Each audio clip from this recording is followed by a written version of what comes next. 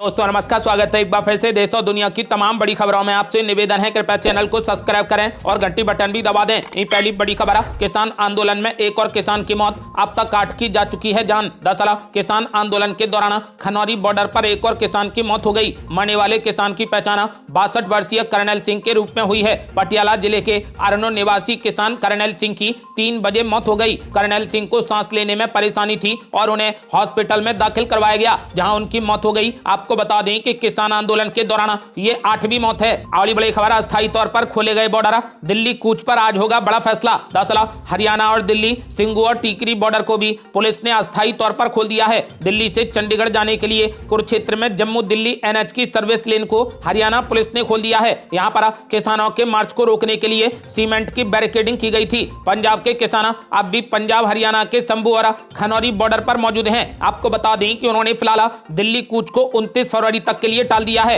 आज किसान मजदूर मोर्चा और संयुक्त किसान मोर्चा की बड़ी बैठक हो रही है। इन बैठकों में दिल्ली मार्च पर विचार विमर्श किया जा रहा है। आपको बता दें कि आज ही अंतिम फैसला लिया जाएगा। बड़ी खबर, शराब घोटाले के मामले में ईडी ने केजरीवाल को भेजा 8वां समन, 4 मार्च को होना होगा पेश। दरअसल दिल्ली के मुख्यमंत्री अरविंद केजरीवाल को प्रवर्तन निदेशालय यानी ईडी ने समन भेजा है। दिल्ली के कथित शराब घोटाले में मनी लॉन्ड्रिंग की जांच कर रही केंद्र जांच एजेंसी ईडी ने 4 मार्च को केजरीवाल को पूछताछ के लिए बुलाया है। इससे पहले केजरीवाल को 7 समन भेजे जा चुके हैं, लेकिन उन्होंने इन्हें अवैध बताया और पेश नहीं हुए हैं। ऐसे में अब ईडी ने उन्हें 8वां समन जारी किया है। अगली बड़ी खबर, पश्चिम बंगाल के 30 लाख मनरेगा मजदूरों को ममता बनर्जी ने दी बड़ी खुशखबरी, शुरू हो गई महीनों से लटकी पेमेंट। दरअसल पश्चिम बंगाल के लाखों मनरेगा मजदूरों को बड़ी खुशखबरी मिली है। राज्य सरकार ने पश्चिम बंगाल के 30 लाख मनरेगा मजदूरों के बकाये पैसे का भुगतान करना शुरू कर दिया है। एक वरिष्ठ मंत्री ने समाचार एजेंसी पीटीआई को इस बात की जानकारी दी। मनरेगा के बकाया पैसे को लेकर पश्चिम बंगाल सरकार ने दिल्ली में आकर प्रदर्शन भी किया था। अगली बड़ी खबर, लोकसभा चुनाव से पहले ममता बनर्जी को लगा बड़ा झटका, टीएमसी छोड़कर इस बड़े नेता ने कांग्रेस पार्टी में की वापसी। दरअसल लोकसभा चुनाव की तारीखों के ऐलान में अब चंद दिन ही बचे हैं। ऐसे में सभी दल तैयारियों में जुटे हैं, तो नेता अपने अपने हिसाब से हवा का रुख पहचानने और उसी के तहत रणनीति बना रहे हैं। इसी कवायद में कई नेता इधर उधर उछल कूद भी कर रहे हैं। नेताओं की कूद फांदा उनकी पुरानी पार्टियों को झटका तो नए दलों के समीकरण बदल रही है। ऐसा ही झटका ममता बनर्जी की तृणमूल कांग्रेस को भी लगा है। तृणमूल कांग्रेस की त्रिपुरा इकाई के पूर्व अध्यक्ष पीयूष कांति विश्वास आज कांग्रेस पार्टी में शामिल हो गए। ये विश्वास की कांग्रेस पार्टी में वापसी है। विश्वास ने संवाददाताओं से कहा कि ये मेरे लिए सबसे खुशी का दिन है, मैं आज फिर से कांग्रेस में शामिल हो गया हूं। अगली बड़ी खबर है, एस जयशंकर और निर्मला सीतारमण लड़ेंगे लोकसभा का चुनाव, बीजेपी ने कर दिया इशारा। दरअसल लोकसभा चुनाव में कुछ ही महीनों का वक्त बचा है। चुनाव की तारीखों के ऐलान की चर्चा के बीच सभी पार्टियों ने अपने अपने उम्मीदवारों का चयन करना भी शुरू कर दिया है। बीजेपी ने भी अपने 2 दिग्गज मंत्रियों को चुनावी मैदान में डेब्यू कराने का फैसला लिया है। बीजेपी ने खुलासा किया है कि वित्त मंत्री निर्मला सीतारमण और विदेश मंत्री एस जयशंकर लोकसभा का चुनाव लड़ेंगे। हालांकि पार्टी ने यह नहीं बताया कि दोनों नेता किस सीट से चुनाव लड़ेंगे। अगली बड़ी खबर, कांग्रेस अध्यक्ष मल्लिकार्जुन खड़गे ने आंध्र प्रदेश में कर दिया बड़ा ऐलान, बोले गरीब परिवारों को हर महीने मिलेंगे 5-5 हजार रुपए। ये वादा नहीं बल्कि गारंटी है। दरअसल कांग्रेस पार्टी के राष्ट्रीय अध्यक्ष मल्लिकार्जुन खड़गे ने आगामी आंध्र प्रदेश विधानसभा चुनाव और लोकसभा चुनाव 2024 से पहले कांग्रेस पार्टी के चुनाव प्रचार अभियान की शुरुआत आंध्र प्रदेश के अनंतपुर से की है और पात्र गरीब परिवारों को हर महीने 5-5 हजार रुपए देने का वादा किया है। कांग्रेस पार्टी के अध्यक्ष मल्लिकार्जुन खड़गे ने मासिक आर्थिक मदद को कांग्रेस की गारंटी करा दिया है। मल्लिकार्जुन खड़गे ने कहा कि यह वादा नहीं बल्कि गारंटी है। उन्होंने कहा कि भारत में अन्य किसी राज्य ने ऐसा नहीं किया है, लेकिन हम गरीबों के लिए वादा कर रहे हैं, हर गरीब परिवार को हर महीने उनके खाते में 5-5 हजार रुपए मिलेंगे। अगली बड़ी खबर, तमिलनाडु सरकार ने सुप्रीम कोर्ट में ईडी पर उठाए सवाल, कहा अगर ईडी हम पर मुकदमा कर सकती है तो हम क्यों नहीं। दरअसल तमिलनाडु में अवैध रेत खनन मामले की जांच को लेकर ईडी और राज्य सरकार के बीच में सुप्रीम कोर्ट में लड़ाई चल रही है। एक तरफ ईडी का आरोप है कि तमिलनाडु सरकार जांच में सहयोग नहीं कर रही है, तो वहीं दूसरी तरफ राज्य सरकार कह रही है कि ईडी की जांच वैध नहीं है। इस बीच सुप्रीम कोर्ट ने एमके स्टालिन सरकार से कहा कि आपको ये पता लगाने में ईडी की मदद करनी चाहिए कि अपराध हुआ है या नहीं, क्योंकि इसमें कोई नुकसान नहीं है। तो राज्य सरकार का कहना है कि अगर ईडी हम पर मुकदमा कर सकती है तो हम उस पर मुकदमा क्यों नहीं कर सकते।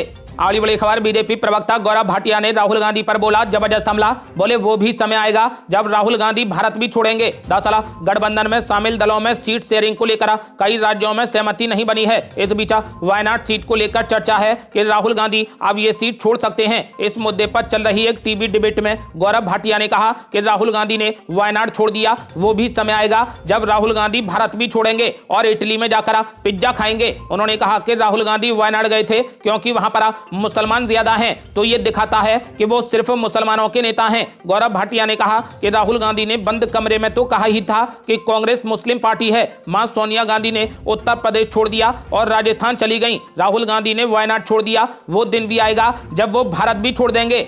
अगली बड़ी खबर, हिजाब विवाद पर एएमयू की छात्राओं से बातचीत में बोले राहुल गांधी, महिलाएं जो पहनना चाहती हैं वो खुद तय करें, कोई और नहीं। दरअसल कांग्रेस पार्टी के नेता राहुल गांधी के नेतृत्व में कांग्रेस की भारत जोड़ो न्याय यात्रा निकाली जा रही है। इसी बीच राहुल गांधी ने यूपी में अपनी यात्रा के दौरान अलीगढ़ मुस्लिम यूनिवर्सिटी की छात्राओं से मुलाकात की। इस दौरान राहुल गांधी ने छात्राओं से भारत की राजनीति में महिलाओं की भूमिका, अभिव्यक्ति और शिक्षा जैसे मुद्दों पर बातचीत की। इस दौरान हिजाब से जुड़े सवाल पर राहुल गांधी ने कहा कि महिलाएं जो पहनना चाहती हैं वो खुद तय करें, ये फैसला उनका है कि उन्हें क्या पहनना है और क्या नहीं। उन्होंने कहा कि मुझे लगता है कि ये कोई और तय नहीं कर सकता कि महिलाओं को क्या पहनना चाहिए। अगली बड़ी खबर, महाराष्ट्र विधानसभा में बजट पेश, 300 यूनिट फ्री बिजली, 263 नई मेट्रो लाइन को मिली मंजूरी। दरअसल महाराष्ट्र के वित्त मंत्री अजीत पवार ने आज विधानसभा में महाराष्ट्र अंतरिम बजट 2024-25 पेश कर दिया। इस दौरान उन्होंने कहा कि हम 2024-25 के 5 महीनों के लिए अंतरिम बजट पेश कर रहे हैं। शेष बजट लोकसभा चुनाव के बाद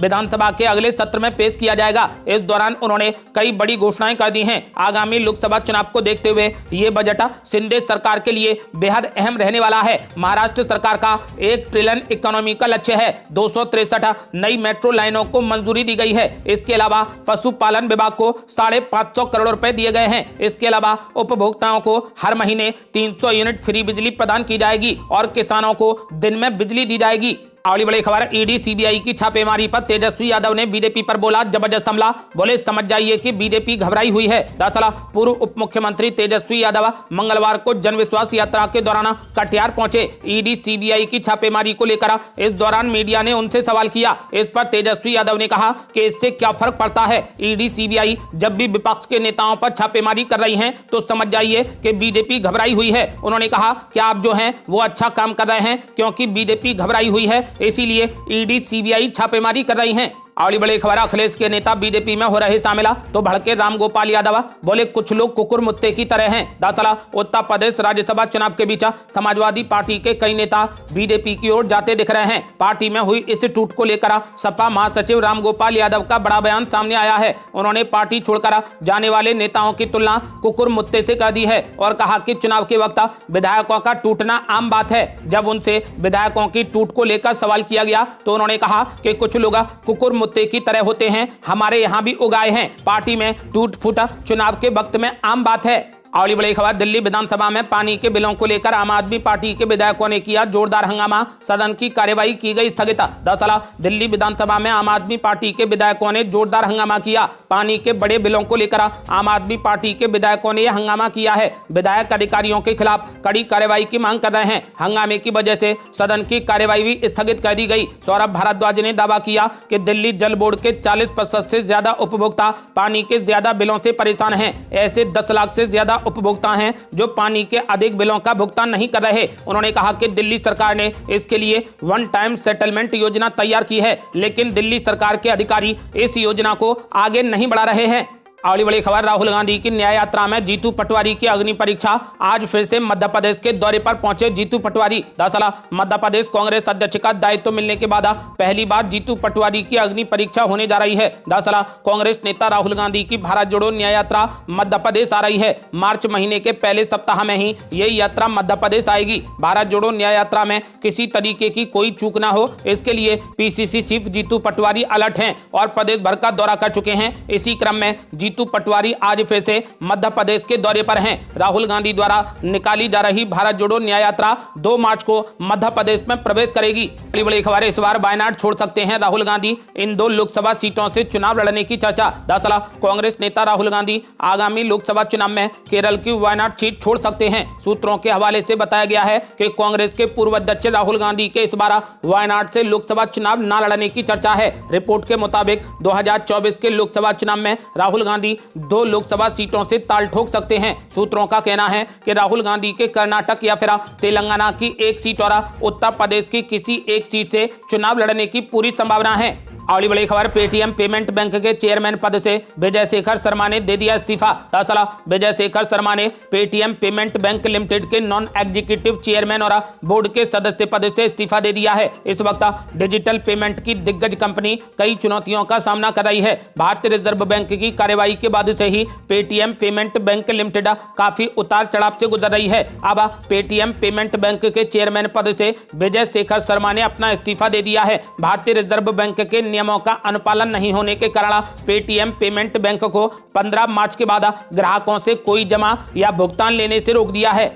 अगली बड़ी खबर, कांग्रेस पार्टी को लगा एक और बड़ा झटका। पूर्व केंद्रीय मंत्री नारायण राठवा ने छोड़ दी कांग्रेस पार्टी, बेटे के साथ बीजेपी में होंगे शामिल। दरअसल लोकसभा चुनाव से पहले कांग्रेस को एक और तगड़ा झटका लगा है। अब गुजरात के दिग्गज कांग्रेसी नेता और पूर्व केंद्रीय मंत्री नारायण राठवा ने भी कांग्रेस पार्टी को अलविदा कह दिया है और भाजपा का दामन थामने को तैयार हैं। वहीं उनके बेटे संग्राम राठवा भी भाजपा में जाने की तैयारी कर चुके हैं। बता दें कि कुछ ही समय में कांग्रेस की भारत जोड़ो यात्रा गुजरात पहुंचने वाली है। उससे पहले ये कांग्रेस के लिए बड़ा झटका माना जा रहा है। जब से राहुल गांधी की भारत जोड़ो न्याय यात्रा शुरू हुई है, तब से मिलिंद देवड़ा, बाबा सिद्दीकी, अशोक चाहल समेत कई दिग्गज नेता कांग्रेस पार्टी छोड़ चुके हैं। ये थी अब तक की बेहद बड़ी खबरें। रोजाना की ताजा खबरों को जानने और हमसे जुड़ने के लिए चैनल को लाल बटन दबाकर सब्सक्राइब करें और घंटी बटन भी दबा दें। जल्दी मिलते हैं बड़ी अपडेट के साथ, तब तक के लिए जय हिंद, जय भारत।